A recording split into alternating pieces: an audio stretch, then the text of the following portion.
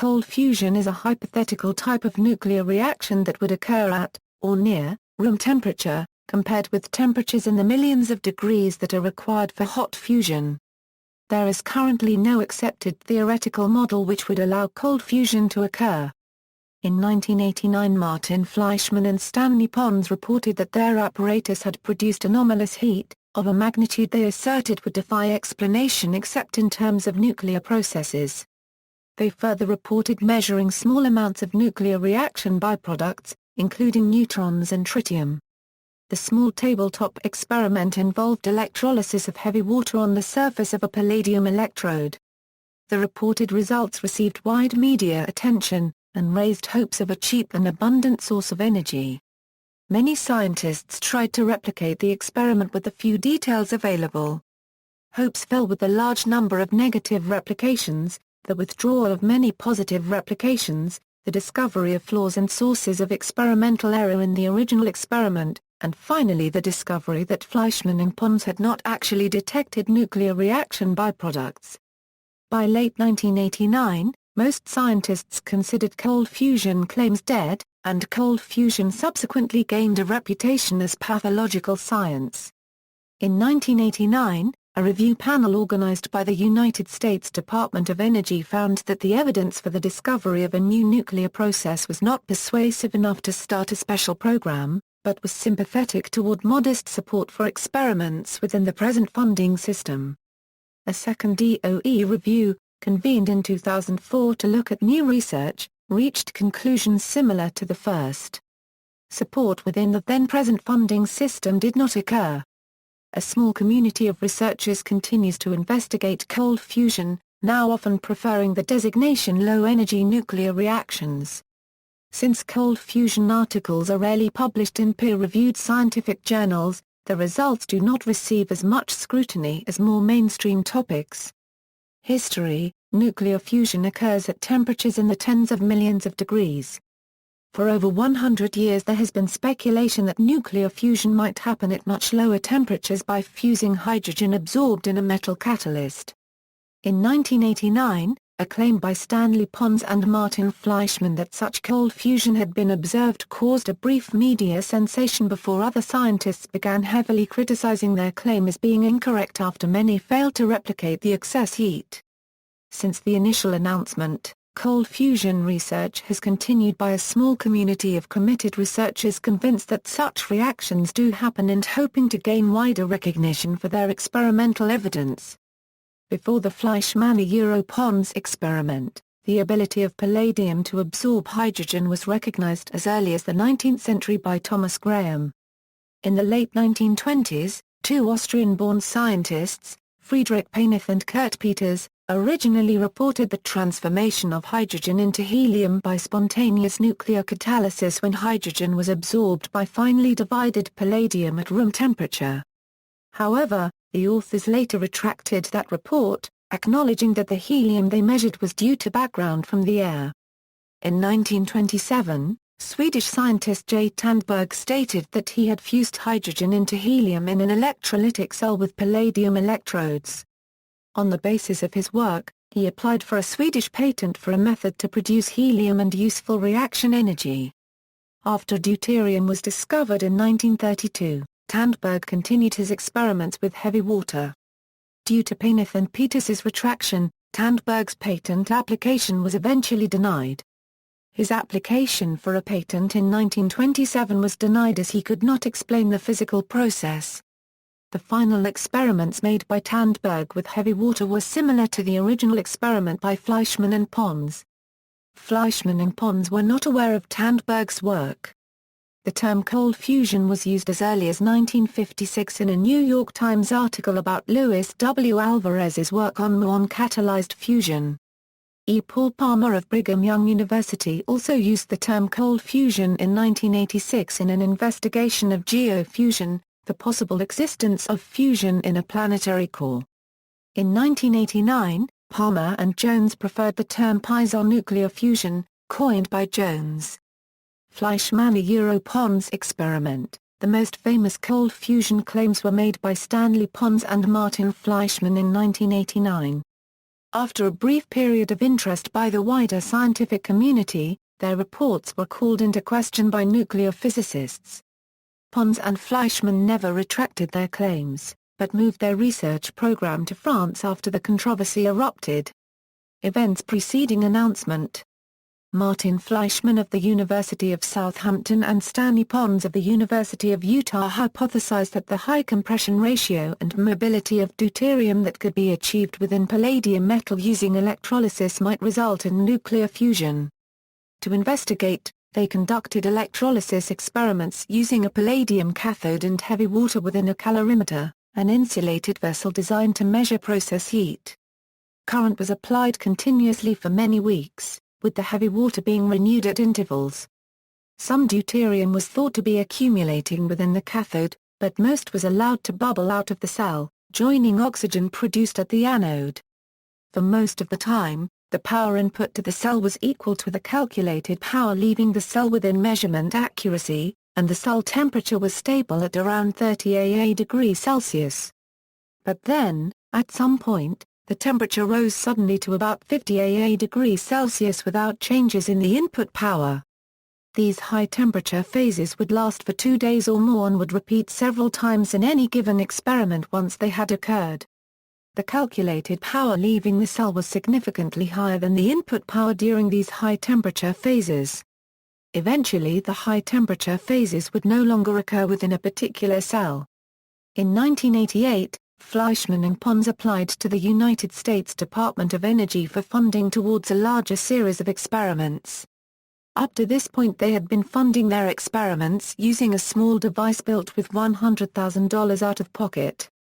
The grant proposal was turned over for peer review, and one of the reviewers was Stephen E. Jones of Brigham Young University.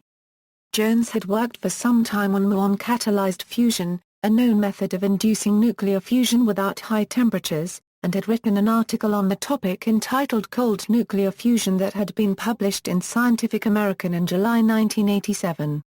Fleischmann and Pons and co-workers met with Jones and co-workers on occasion in Utah to share research and techniques. During this time, Fleischmann and Pons described their experiment as generating considerable excess energy, in the sense that it could not be explained by chemical reactions alone. They felt that such a discovery could bear significant commercial value and would be entitled to patent protection. Jones, however, was measuring neutron flux, which was not of commercial interest. To avoid future problems, the teams appeared to agree to simultaneously publish their results, though their accounts of their March 6 meeting differ. Announcement. In mid-March 1989, both research teams were ready to publish their findings, and Fleischmann and Jones had agreed to meet at an airport on March 24 to send their papers to Nature via FedEx. Fleischmann and Pons, however, pressured by the University of Utah, which wanted to establish priority on the discovery, broke their apparent agreement, submitting their paper to the Journal of Electroanalytical Chemistry on March 11, and disclosing their work via a press release and press conference on March 23. Jones, upset, faxed in his paper to Nature after the press conference. Fleischmann and Pons' announcement drew wide media attention. Cold fusion was proposing the counterintuitive idea that a nuclear reaction could be caused to occur inside a chemically bound crystal structure. But the 1986 discovery of high-temperature superconductivity had made the scientific community more open to revelations of unexpected scientific results that could have huge economic repercussions and that could be replicated reliably even if they had not been predicted by established conjecture. And many scientists were also reminded of the Marr-Paragraph-Spauer effect, a process involving nuclear transitions in a solid. Its discovery 30 years earlier had also been unexpected, though it was quickly replicated and explained within the existing physics framework. The announcement of a new purported clean source of energy came at a crucial time. Adults still remembered the 1973 oil crisis and the problems caused by oil dependence. Anthropogenic global warming was starting to become notorious. The anti-nuclear movement was labeling nuclear power plants as dangerous and getting them closed. People had in mind the consequences of strip mining, acid rain, the greenhouse effect and the Exxon Valdez oil spill, which happened the day after the announcement. In the press conference, Peterson, Fleischmann and Pons, backed by the solidity of their scientific credentials, repeatedly assured the journalists that cold fusion would solve environmental problems, and would provide a limitless inexhaustible source of clean energy, using only seawater as fuel. They said the results had been confirmed dozens of times and they had no doubts about them. In the accompanying press release, Fleischmann was quoted saying, "What we have done is to open the door of a new research area. Our indications are that the discovery will be relatively easy to make into a usable technology for generating heat and power, but continued work is needed, first, to further understand the science and secondly, to determine its value to energy economics." Response and fallout. Although the experimental protocol had not been published, physicists in several countries attempted, and failed, to replicate the excess heat phenomenon. The first paper submitted to Nature reproducing excess heat, although it passed peer review, was rejected because most similar experiments were negative and there were no theories that could explain a positive result. This paper was later accepted for publication by the journal Fusion Technology. Nathan Lewis, professor of chemistry at the California Institute of Technology, led one of the most ambitious validation efforts, trying many variations on the experiment without success, while CERN physicist Douglas R. O. Morrison said that essentially all attempts in Western Europe had failed. Even those reporting success had difficulty reproducing Fleischmann and Pons results. On April 10, 1989, a group at Texas A&M University published results of excess heat, and later that day a group at the Georgia Institute of Technology announced neutron production, the strongest replication announced up to that point due to the detection of neutrons and the reputation of the lab. In April 12, Pons was acclaimed at an ACS meeting. But Georgia Tech retracted their announcement in April 13, explaining that their neutron detectors gave false positives when exposed to heat. Another attempt at independent replication, headed by Robert Huggins at Stanford University, which also reported early success with the light water control, became the only scientific support for cold fusion in the 26 April U.S. Congress hearings. But when he finally presented his results, he reported an excess heat of only 1 degree Celsius, a result that could be explained by chemical differences between heavy and light water in the presence of lithium. He had not tried to measure any radiation and his research was derided by scientists who saw it later. For the next 6 weeks, competing claims, counterclaims, and suggested explanations kept what was referred to as cold fusion, or fusion confusion in the news. In April 1989, Fleischmann and Pons published a preliminary note in the Journal of Electroanalytical Chemistry. This paper notably showed a gamma peak without its corresponding Compton edge, which indicated they had made a mistake in claiming evidence of fusion byproducts. Fleischmann and Pons replied to this critique, but the only thing left clear was that no gamma ray had been registered and that Fleischmann refused to recognize any mistakes in the data. A much longer paper published a year later went into details of calorimetry but did not include any nuclear measurements. Nevertheless, Fleischmann and Pons and a number of other researchers who found positive results remained convinced of their findings. The University of Utah asked Congress to provide $25 million to pursue the research, and Pons was scheduled to meet with representatives of President Bush in early May. On April 30, 1989, cold fusion was declared dead by the New York Times. The Times called it a circus the same day, and the Boston Herald attacked cold fusion the following day.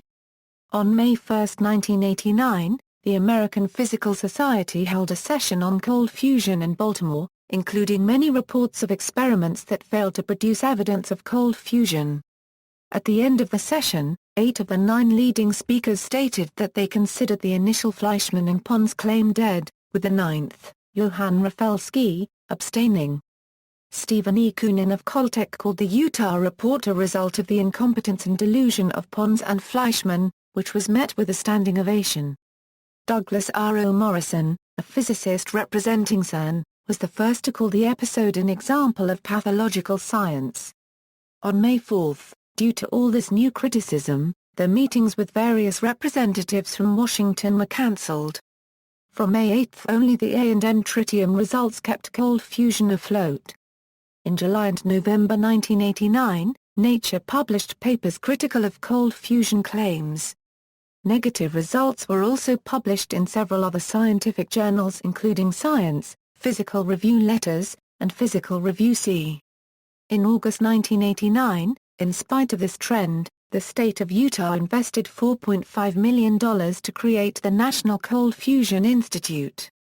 The United States Department of Energy organized a special panel to review cold fusion theory and research. The panel issued its report in November 1989, concluding that results as of that date did not present convincing evidence that useful sources of energy would result from the phenomena attributed to cold fusion. The panel noted the large number of failures to replicate excess heat and the greater inconsistency of reports of nuclear reaction byproducts expected by established conjecture. Nuclear fusion of the type postulated would be inconsistent with current understanding and, if verified, would require established conjecture, perhaps even theory itself, to be extended in an unexpected way. The panel was against special funding for cold fusion research, but supported modest funding of focused experiments within the general funding system. Cold fusion supporters continued to argue that the evidence for excess heat was strong, and in September 1990 the National Cold Fusion Institute listed 92 groups of researchers from 10 different countries that had reported corroborating evidence of excess heat, but they refused to provide any evidence of their own, arguing that it could endanger their patents. However, no further DOE nor NSF funding resulted from the panel's recommendation. By this point, however, academic consensus had moved decidedly toward labeling cold fusion as a kind of pathological science. In March 1990, Dr. Michael H. Salomon, a Utah physicist, and 9 co-authors reported negative results.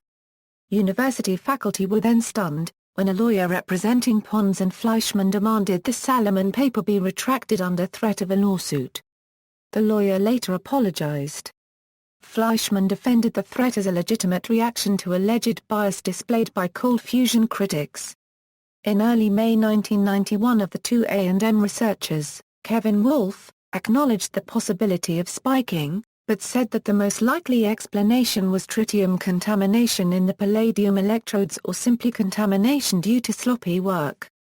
In June 1990, an article in Science by Science writer Gary Taubes destroyed the public credibility of the A&M tritium results when it accused its group leader John Bockris and one of his graduate students of spiking the cells with tritium. In October 1990, Wolf finally said that the results were explained by tritium contamination in the rods. An A&M cold fusion review panel found that the tritium evidence was not convincing and that, while they couldn't rule out spiking, contamination and measurements problems were more likely explanations, and Bockris never got support from his faculty to resume his research. On June 30, 1991, the National Cold Fusion Institute closed after it ran out of funds. It found no excess heat, and its reports of tritium production were met with indifference. On January 1, 1991, Pons left his tenure, and both he and Fleischmann quietly left the United States. In 1992 they resumed research with Toyota Motor Corporation's IMRA lab in France. Fleischmann left for England in 1995, and the contract with Pons was not renewed in 1998 after spending $40 million with no tangible results. The IMRA laboratory stopped cold fusion research in 1998 after spending £12 million. Pons has made no public declarations since, and only Fleischmann continued giving talks and publishing papers. Mostly in the 1990s, several books were published that were critical of cold fusion research methods and the conduct of cold fusion researchers. Over the years, several books have appeared that defended them. Around 1998, the University of Utah had already dropped its research after spending over $1 million, and in the summer of 1997 Japan cut off research and closed its own lab after spending $20 million. Subsequent research, cold fusion research, continues today in a few specific venues, but the wider scientific community has generally marginalized the research being done and researchers have had difficulty publishing in mainstream journals. The remaining researchers often term their field low-energy nuclear reactions or chemically assisted nuclear reactions, Also lattice-assisted nuclear reactions, condensed matter nuclear science and lattice-enabled nuclear reactions. One of the reasons being to avoid the negative connotations associated with cold fusion. The new names avoid making bold implications, like implying that fusion is actually occurring. Proponents see the new terms as a more accurate description of the theories they put forward. The researchers who continue acknowledge that the flaws in the original announcement are the main cause of the subject's marginalization, and they complain of a chronic lack of funding and no possibilities of getting their work published in the highest impact journals. University researchers are often unwilling to investigate cold fusion because they would be ridiculed by their colleagues and their professional careers would be at risk.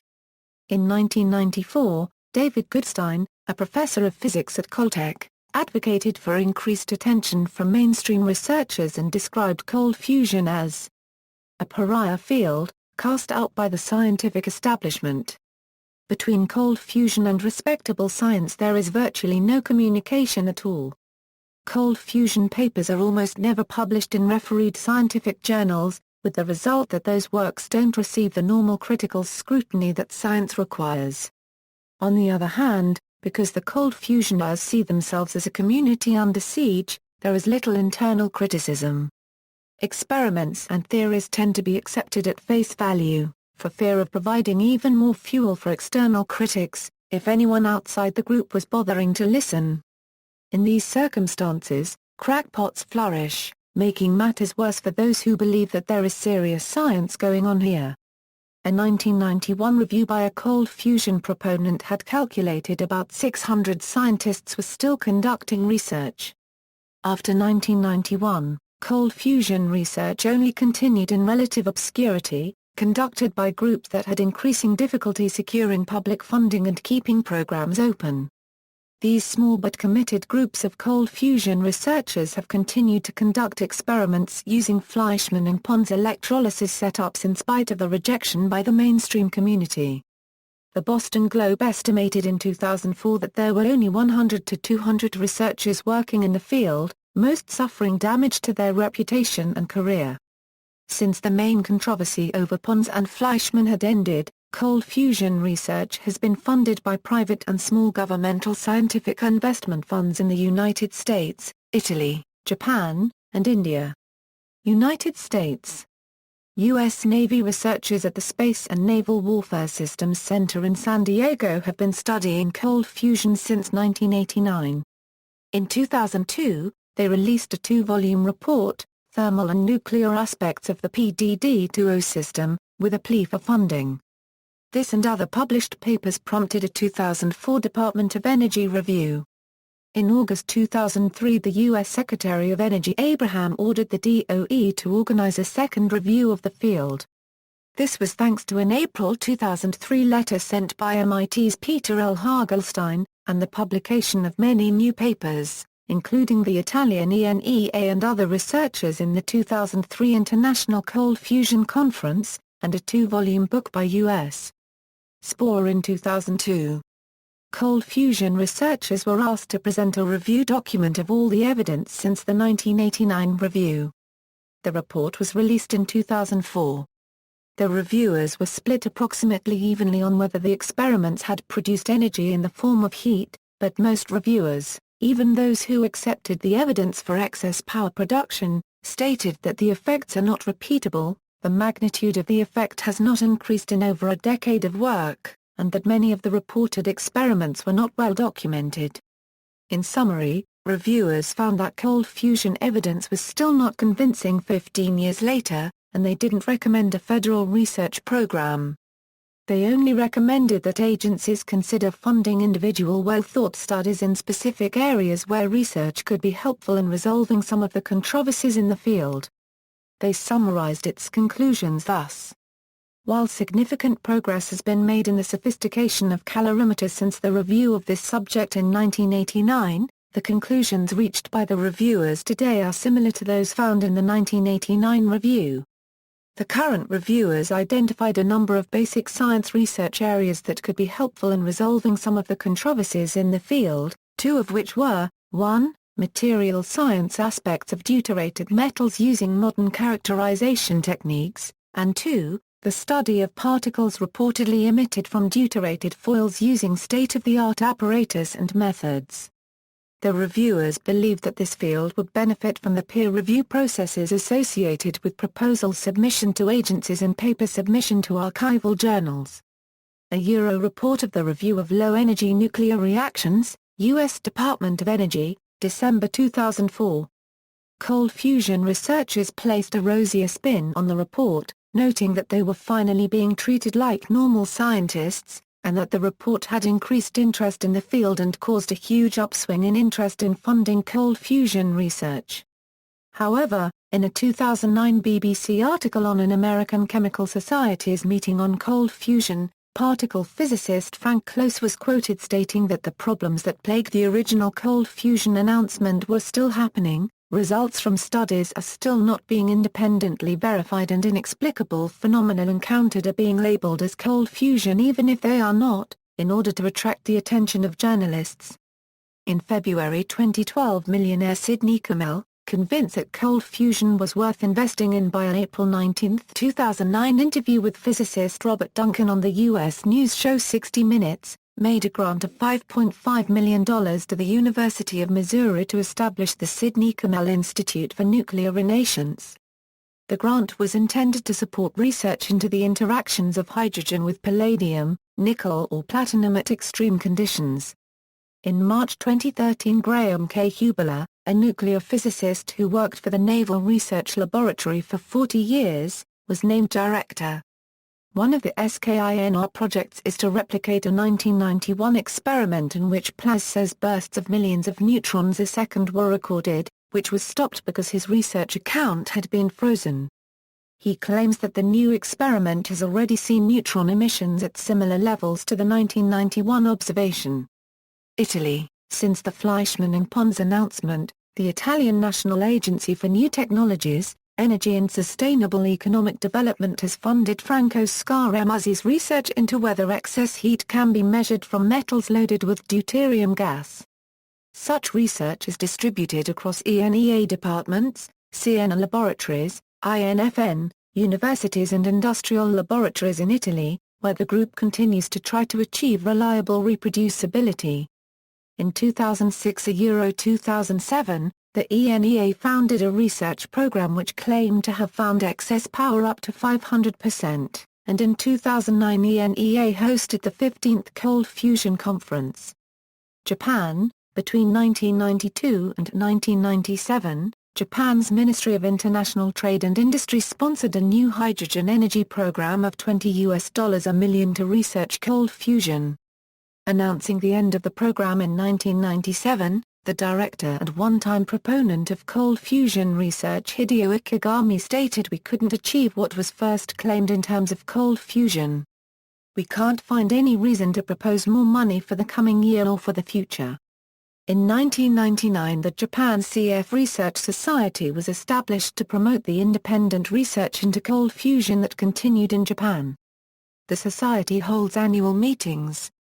Perhaps the most famous Japanese cold fusion researcher is Yoshiaki Areata, from Osaka University, who claimed in a demonstration to produce excess heat when deuterium gas was introduced into a cell containing a mixture of palladium and zirconium oxide, a claim supported by fellow Japanese researcher Akira Kitamura of Kobe University and Makubri at SRI. India. In the 1990s, India stopped its research in cold fusion at the Babhar Atomic Research Centre because of the lack of consensus among mainstream scientists and the U.S. denunciation of the research. Yet, in 2008, the National Institute of Advanced Studies recommended the Indian government to revive this research. Projects were commenced at the Chennai's Indian Institute of Technology, the Babhar Atomic Research Centre and the Indira Gandhi Centre for Atomic Research. However, there is still skepticism among scientists and, for all practical purposes, research is still stopped. Publications. The ISI identified cold fusion as the scientific topic with the largest number of published papers in 1989, of all scientific disciplines. The Nobel laureate Julian Schwinger declared himself a supporter of cold fusion in the fall of 1989, after much of the response to the initial reports had turned negative. he tried to publish his theoretical paper Cold Fusion, a hypothesis in Physical Review Letters, but the peer reviewers rejected it so harshly that he felt deeply insulted, and he resigned from the American Physical Society in protest. The number of papers sharply declined after 1990 because of two simultaneous phenomena: scientists abandoning the field and journal editors declining to review new papers, and cold fusion fell off the ISI charts. Researchers who got negative results abandoned the field, while others kept publishing. A 1993 paper in Physics Letters A was the last paper published by Fleischmann, and one of the last reports to be formally challenged on technical grounds by a cold fusion skeptic. The Journal of Fusion Technology established a permanent feature in 1990 for cold fusion papers, publishing over a dozen papers per year and giving a mainstream outlet for cold fusion researchers. When editor-in-chief George H. Miley retired in 2001, the journal stopped accepting new cold fusion papers. This has been cited as an example of the importance of sympathetic influential individuals to the publication of cold fusion papers in certain journals. The decline of publications in cold fusion has been described as a failed information epidemic. The sudden surge of supporters until roughly 50% of scientists support the theory, followed by a decline until there is only a very small number of supporters, has been described as a characteristic of pathological science. The lack of a shared set of unifying concepts and techniques has prevented the creation of a dense network of collaboration in the field. Researchers perform efforts in their own and in disparate directions, making the transition to normal science more difficult. Cold fusion reports continue to be published in a small cluster of specialized journals like Journal of Electroanalytical Chemistry and Il Nuovo Cemento. Some papers also appeared in Journal of Physical Chemistry, Physics Letters A, International Journal of Hydrogen Energy, and a number of Japanese and Russian journals of physics, chemistry, and engineering. Since 2005, Naturwissenschaften has published cold fusion papers. In 2009, the journal named a cold fusion researcher to its editorial board. In the 1990s, the groups that continued to research cold fusion and their supporters established periodicals such as Fusion Facts, Cold Fusion Magazine, Infinite Energy Magazine and New Energy Times to cover developments in cold fusion and other fringe claims in energy production that were ignored in other venues. The Internet has also become a major means of communication and self-publication for CF researchers. Conferences. Cold fusion researchers were for many years unable to get papers accepted at scientific meetings, prompting the creation of their own conferences. The first international conference on cold fusion was held in 1990, and has met every 12 to 18 months since. Attendees at some of the early conferences were described as offering no criticism to papers and presentations for fear of giving ammunition to external critics, thus allowing the proliferation of crackpots and hampering the conduct of serious science. Critics and skeptics stopped attending these conferences, with the notable exception of Douglas Morrison, who died in 2001. With the founding in 2004 of the International Society for Condensed Matter Nuclear Science, the conference was renamed the International Conference on Condensed Matter Nuclear Science, but reverted to the old name in 2008. Cold fusion research is often referenced by proponents as low-energy nuclear reactions, or LENR, but according to sociologist Bart Simon, the cold fusion label continues to serve a social function in creating a collective identity for the field. Since 2006, the American Physical Society has included cold fusion sessions at their semi-annual meetings, clarifying that this does not imply a softening of skepticism. Since 2007, the American Chemical Society meetings also include invited symposium on cold fusion. An ACS program chair said that without a proper forum the matter would never be discussed and, with the world facing an energy crisis, it is worth exploring all possibilities. On March 25, 2009, the American Chemical Society meeting included a 4-day symposium in conjunction with the 20th anniversary of the announcement of cold fusion. Researchers working at the U.S. Navy's Space and Naval Warfare Systems Center reported detection of energetic neutrons using a heavy water electrolysis setup and a CO39 detector, a result previously published in Naturwissenschaften. The authors claim that these neutrons are indicative of nuclear reactions. Without quantitative analysis of the number, energy, and timing of the neutrons and exclusion of other potential sources, this interpretation is unlikely to find acceptance by the wider scientific community. Reported results: a cold fusion experiment usually includes a metal, such as palladium or nickel, in bulk, thin films or powder. Deuterium, hydrogen, or both, in the form of water, gas or plasma. And an excitation in the form of electricity, magnetism, temperature, pressure, laser beam, or of acoustic waves. Electrolysis cells can be either open cell or closed cell. In open cell systems, the electrolysis products, which are gaseous, are allowed to leave the cell. In closed cell experiments, the products are captured, for example by catalytically recombining the products in a separate part of the experimental system. These experiments generally strive for a steady-state condition, with the electrolyte being replaced periodically. There are also heat-after-death experiments, where the evolution of heat is monitored after the electric current is turned off. The most basic setup of a cold fusion cell consists of two electrodes submerged in a solution containing palladium and heavy water. The electrodes are then connected to a power source to transmit electricity from one electrode to the other through the solution. Even when anomalous heat is reported, it can take weeks for it to begin to appear.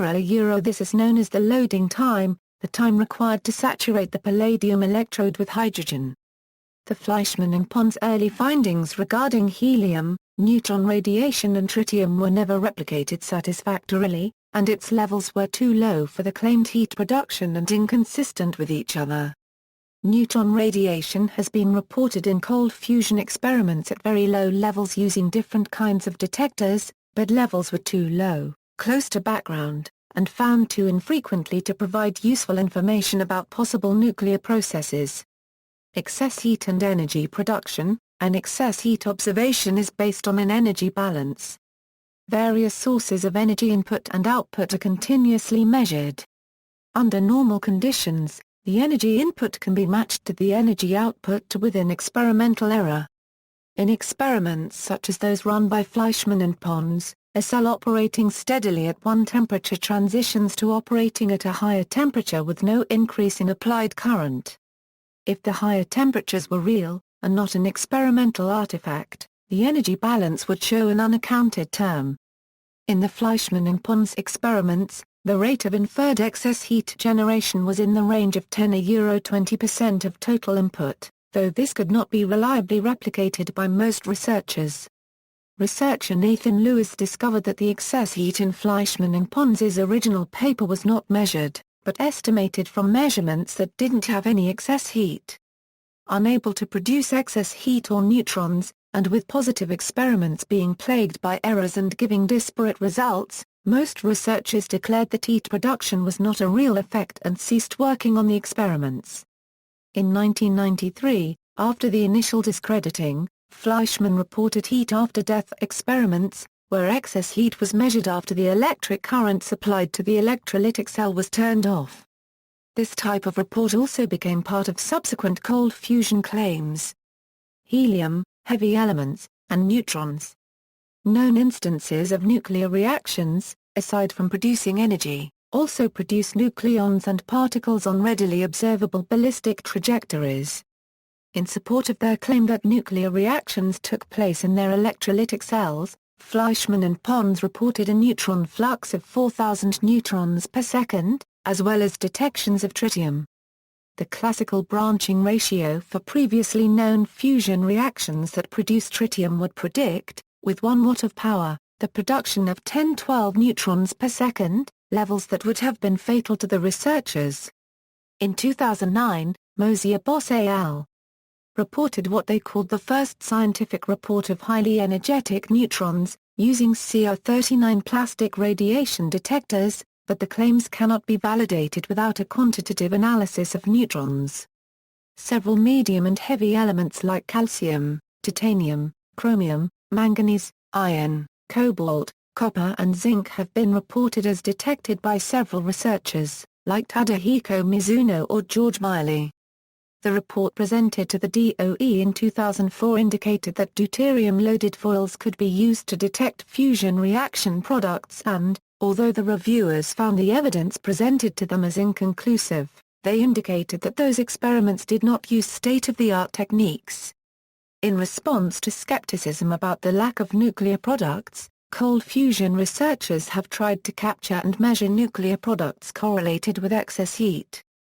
Considerable attention has been given to measuring for heat production. However, the reported levels are very near to background, so contamination by trace amounts of helium normally present in the air cannot be ruled out.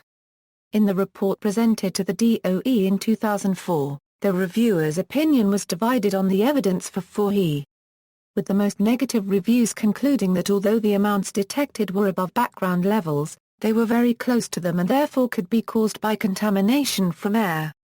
One of the main criticisms of cold fusion was that deuteron-deuteron fusion into helium was expected to result in the production of gamma rays which were not observed in subsequent cold fusion experiments. Cold fusion researchers have since claimed to find X-rays, helium, neutrons and even nuclear transmutations. Some of them even claim to have found them using only light water and nickel cathodes. The 2004 DOE panel expressed concerns about the poor quality of the theoretical framework cold fusion proponents presented to account for the lack of gamma rays. Proposed mechanisms. Many years after the 1989 experiment, cold fusion researchers still haven't agreed on a single theoretical explanation or on a single experimental method that can produce replicable results and continue to offer new proposals, which haven't convinced mainstream scientists. Hydrogen and its isotopes can be absorbed in certain solids, including palladium hydride, at high densities. This creates a high partial pressure, reducing the average separation of hydrogen isotopes, but nowhere near enough to create the fusion rates claimed in the original experiment. It was proposed that a higher density of hydrogen inside the palladium and a lower potential barrier could raise the possibility of fusion at lower temperatures than expected from a simple application of Coulomb's law. Electron screening of the positive hydrogen nuclei by the negative electrons in the palladium lattice was suggested to the 2004 DOE Commission, but the panel found the theoretical explanations to be the weakest part of cold fusion claims. Researchers started proposing alternative explanations for Fleischmann and Pons results even before various other labs reported null results. Skeptics have called cold fusion explanations ad hoc and lacking rigor, and state that they are used by proponents simply to disregard the negative experiments a symptom of pathological science. Criticism of cold fusion claims generally take one of two forms, either pointing out the theoretical implausibility of the claims that fusion reactions have occurred in electrolysis setups or criticizing the excess heat measurements themselves as being spurious, erroneous, or due to poor methodology or controls. Incompatibilities with known fusion reactions. There are many reasons why known fusion reactions are unlikely explanations for the excess heat and associated claims described above. Repulsion forces. Because nuclei are all positively charged, they strongly repel one another. Normally, in the absence of a catalyst such as a muon, very high kinetic energies are required to overcome this repulsion. Extrapolating from known fusion rates, the rate for uncatalyzed fusion at room temperature energy would be 50 orders of magnitude lower than needed to account for the reported excess heat. In muon-catalyzed fusion there are more fusions because the presence of the muon causes deuterium nuclei to be 207 times closer than in ordinary deuterium gas. But deuterium nuclei inside a palladium lattice are further apart than in deuterium gas, and there should be fewer fusion reactions, not more.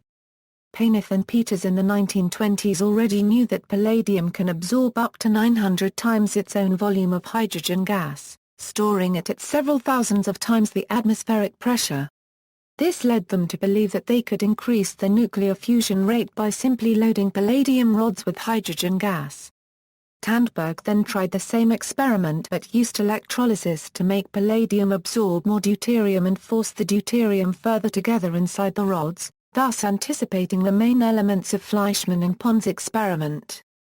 They all hoped that pairs of hydrogen nuclei would fuse together to form helium nuclei, which at the time were very needed in Germany to fill Zeppelins, but no evidence of helium or of increased fusion rate was ever found. This was also the belief of geologist Palmer, who convinced Steve Jones that the helium-3 occurring naturally in Earth came from the fusion of deuterium inside catalysts like palladium. This led Jones to independently make the same experimental setup as Fleischmann and Pons.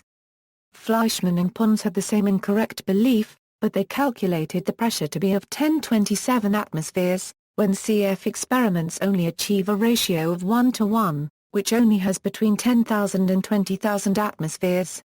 John Huizenga says they had misinterpreted the Nernst equation, leading them to believe that there was enough pressure to bring deuterons so close to each other that there would be spontaneous fusions.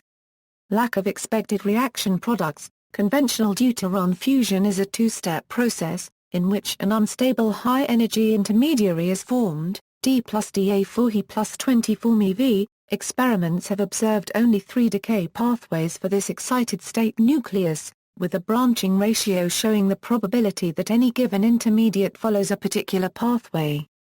The products formed via these decay pathways are 4He plus 3He plus 3.3 MeV, 4He plus 3 hours plus 4.0 MeV, 4He plus I cubed plus 24 MeV. Only about 1 in 1 million of the intermediaries decay along the third pathway, making its products comparatively rare when compared to the other paths. This result is consistent with the predictions of the Bohr model. If 1 watt of nuclear power were produced from deuteron fusion consistent with known branching ratios, the resulting neutron and tritium production would be easily measured. Some researchers reported detecting 4He but without the expected neutron or tritium production. Such a result would require branching ratios strongly favoring the third pathway, with the actual rates of the first 2 pathways lower by at least 5 orders of magnitude than observations from other experiments, directly contradicting both theoretically predicted and observed branching probabilities. Those reports of 4He production did not include detection of gamma rays, which would require the third pathway to have been changed somehow so that gamma rays are no longer emitted. The known rate of the decay process together with the interatomic spacing in a metallic crystal makes heat transfer of the 24 MeV excess energy into the host metal lattice prior to the intermediary's decay inexplicable in terms of conventional understandings of momentum and energy transfer, and even then we would see measurable levels of radiation.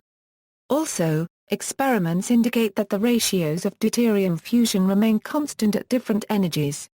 In general, pressure and chemical environment only cause small changes to fusion ratios. An early explanation invoked the Oppenheimer-Phillips process at low energies, but its magnitude was too small to explain the altered ratios. Setup of experiments. Cold fusion setups utilize an input power source, a platinum group electrode, a deuterium or hydrogen source, a calorimeter, and, at times, detectors to look for byproducts such as helium or neutrons. Critics have variously taken issue with each of these aspects and further assert that there has not yet been a consistent reproduction of claimed cold fusion results in either energy output or byproducts. Some cold fusion researchers who claim that they can consistently measure an excess heat effect have argued that the apparent lack of reproducibility might be attributable to a lack of quality control in the electrode metal or the amount of hydrogen or deuterium loaded in the system. Skeptics have further criticized what they describe as mistakes or errors of interpretation that cold fusion researchers have made in certain calorimetry analyses and energy budgets. Reproducibility. In 1989, after Fleischmann and Pons had made their claims, many research groups tried to reproduce the Fleischmann-Pons experiment, without success. A few other research groups however reported successful reproductions of cold fusion during this time.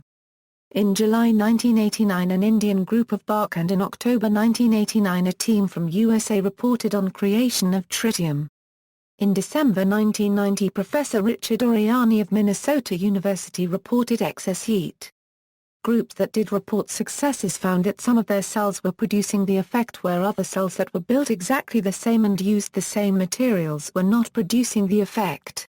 Researchers that continued to work on the topic have claimed that over the years many successful replications have been made, but still have problems getting reliable replications.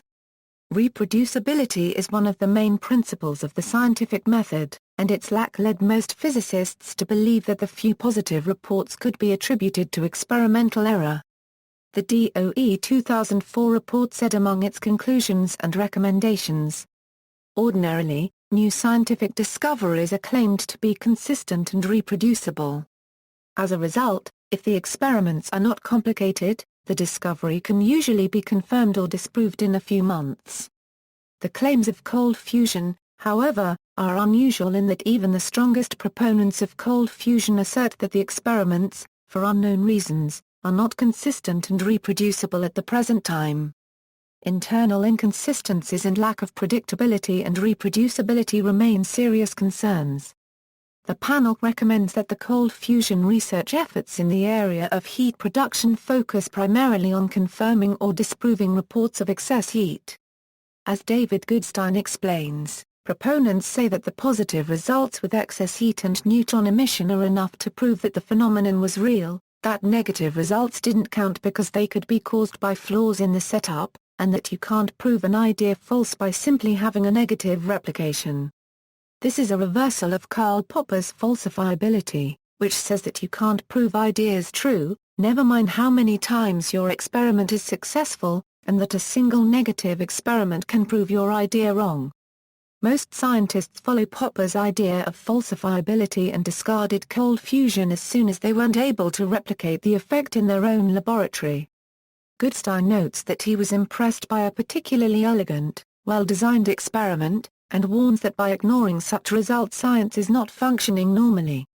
Loading ratio. Cold fusion researchers have posited that a cell that was loaded with a deuterium-palladium ratio lower than 100% would never produce excess heat. Storms added in 1996 that the load ratio has to be maintained during many hours of electrolysis before the effects appear. Since most of the negative replications in 1989–1990 didn't report their ratios, this has been proposed as an explanation for failed replications. This loading ratio is tricky to obtain, and some batches of palladium never reach it because the pressure causes cracks in the palladium, allowing the deuterium to escape. Unfortunately, Fleischmann and Pons never disclosed the deuterium-palladium ratio achieved in their cells. There are no longer any batches of the palladium used by Fleischmann and Pons, and researchers still have problems finding batches of palladium that achieve heat production reliably. Misinterpretation of data. Some research groups initially reported that they had replicated the Fleischmann and Pons results but later retracted their reports and offered an alternative explanation for their original positive results. A group at Georgia Tech found problems with their neutron detector, and Texas A&M discovered bad wiring in their thermometers.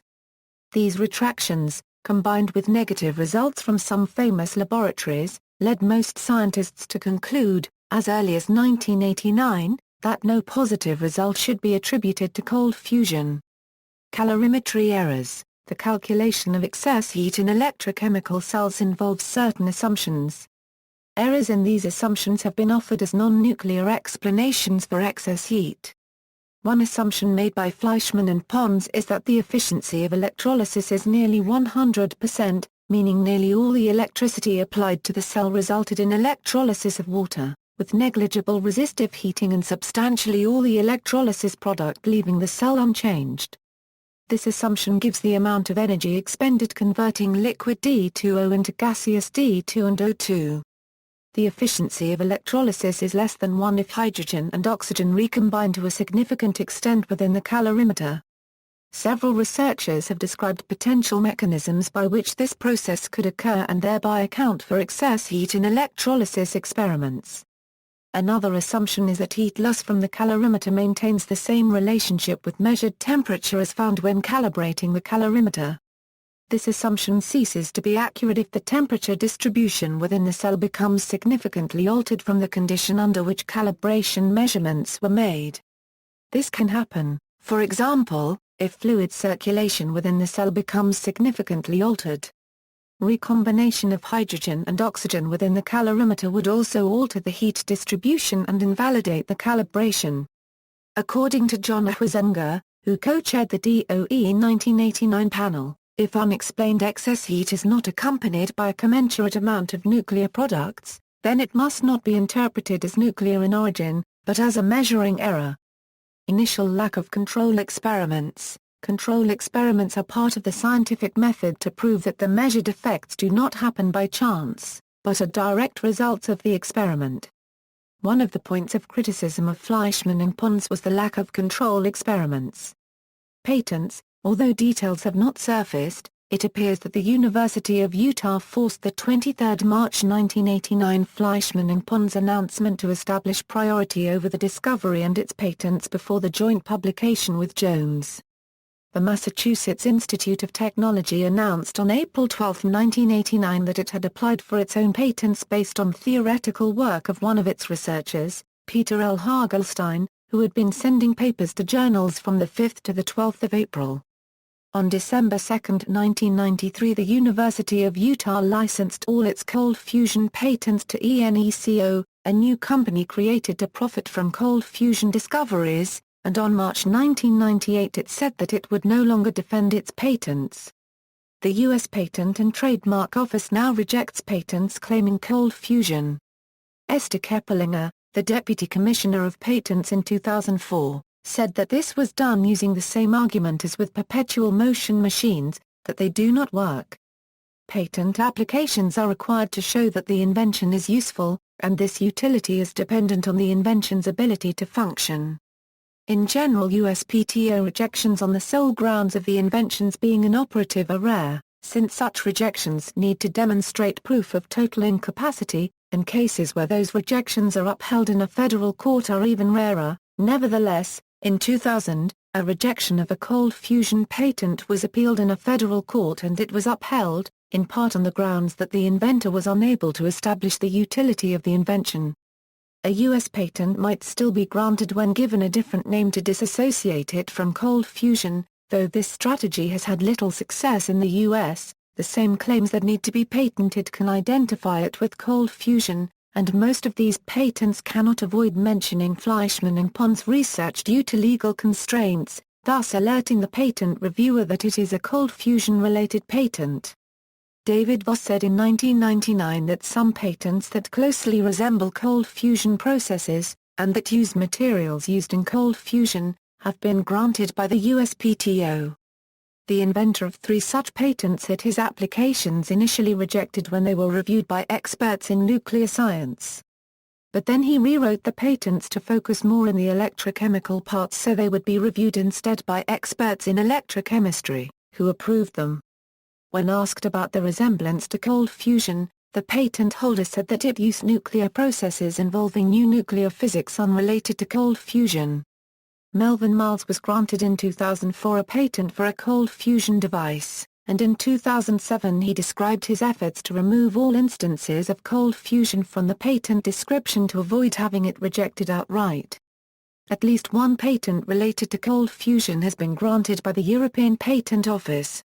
A patent only legally prevents others from using or benefiting from one's invention. However, the general public perceives a patent as a stamp of approval, and a holder of 3 cold fusion patents said the patents were very valuable and had helped him getting investments. Cultural references. In Undead Science, sociologist Bart Simon gives some examples of cold fusion in popular culture, saying that some scientists use cold fusion as a synonym for outrageous claims made with no supporting proof, and courses of ethics and science give it as an example of pathological science. It has appeared as a joke in Murphy Brown and The Simpsons. It was adopted as a product name by Software Cold Fusion and a brand of protein bars. It has also appeared in advertising as a synonym for impossible science, for example a 1995 advertisement for Pepsi Max. The plot of The Saint, a 1997 action-adventure film, parallels the story of Fleischmann and Pons, although with a different ending. The film might have affected the public perception of cold fusion, pushing it further into the science fiction realm. Final exam. The 16th episode of Season 4 of The Outer Limits depicts a student named Totman who has invented a cold fusion weapon, and attempts to use it as a tool for revenge on people who have wronged him over the years. Despite the secret being lost with his death at the end of the episode, it is implied that another student elsewhere is on a similar track, and may well repeat Totman's efforts. See also: Notes. References. References with quotations or other additional text. Bibliography. External links: Cold Fusion at DMOZ, International Society for Condensed Matter Nuclear Science, organizes the ICCF conferences and publishes the Journal of Condensed Matter Nuclear Science. C. Library HTM of published papers and proceedings.